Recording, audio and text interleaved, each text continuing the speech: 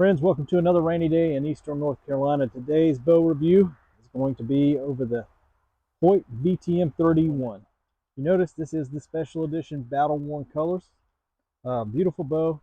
I wish they'd have went with like a battleship or aircraft gray, which would have been a little bit flatter color. This does have a little sheen to it, but I think it is awesome looking bow. Despite that, some features for it. So 30 and 5/8 axle to axle length, 6-inch brace height, 342 feet per second. This is set up at 70 pounds. It comes with the HBX cams. Has two modules to take it from like 25 to 30 inches. You do have the selectable let off between 80 and 85%. Hoyt does have the inline rest cut on their risers and a Picatinny rail for an inline sight, which you can have to buy special adapters for from the different manufacturers that make the sights for them. So I do not have any of the inline accessories for this thing, and I do not have a stabilizer on it because I want to test it just like we did the other ones. But we're also testing the new CBE Defy rests, and I'll do this review shortly after this. But enough talking. It's a beautiful bow. It sits well in the hand, and we're going to get to it where you can stop listening to me yap and enjoy more shooting. All right, so we're going to do a letdown just so you can see what this draw kind of looks like. Like I said, it'd probably be better if it was a 27 and a half.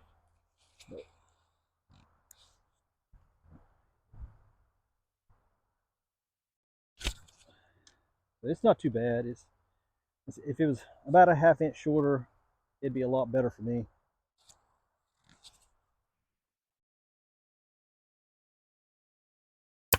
Dude, this thing is a rocket.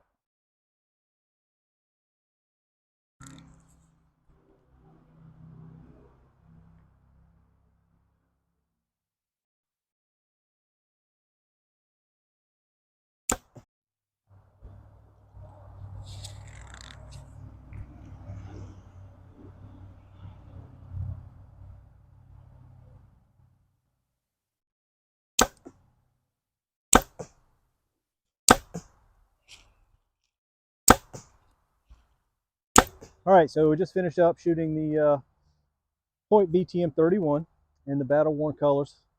It's a beautiful bow, isn't it? So we're going to start from first impression. First thing is the draw. So like I said, it's got a little bit of a hump at the beginning, just a little, and it kind of stays consistent, and a touch of a hump at the back end, and then it falls off into the back wall. Not a big fall off, not a big drop off, but it is a noticeable hump at the end. I can't say I was a big fan of that. As far as the grip and the hold, so that new grip that Hoyt put on it last year, I think it's called the Vital Point grip.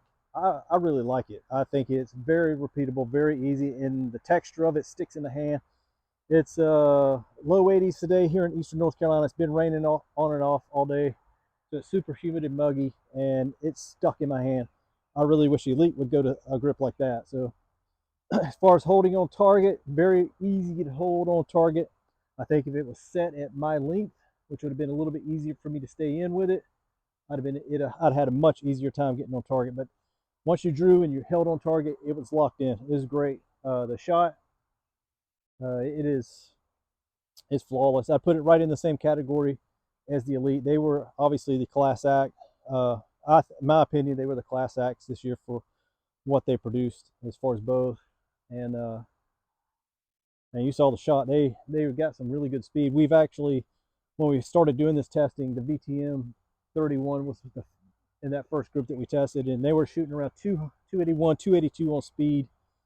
So they were they were right there, maybe a foot or two per second slower than the Elite. Tremendous bows, though. I think if you're a Hoyt fan, again, it's a home run. It's the same as the Ventums from last year. You know, they just offered it in two different sizes this year, but they were, I think they're tremendous bows. I think you'll like them. As always, Eastern Outfitters provided the bows. I provided this bow. Cody set it up for me.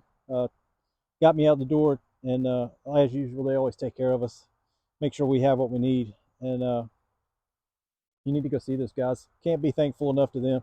They provided the target, the bow to test, trying to destroy this Delta McKenzie block target. Supposed to last 2 times longer or something, but we'll see. It's got about 100 shots in it right now. But again, Hoyt VTM 31 is a great bow. If you like what you saw, head on down to Eastern Outfitters here in Richlands, North Carolina. Talk to Ryan and Cody, and go test drive one today, because they're great bows. And right now it's July 10th. We're almost at the 2-month mark to bow season starting here in Eastern Carolina. So get down there, test drive it, and get your bow set up today. Thanks for watching.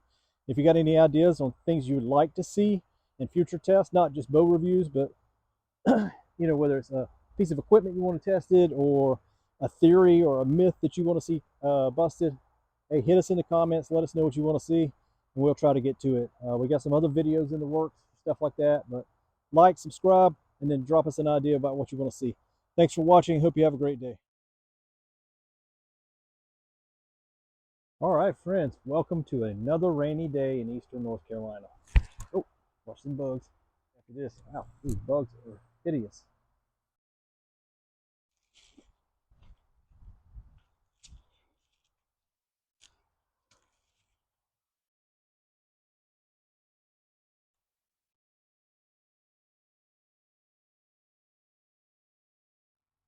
You would think it could take more than one.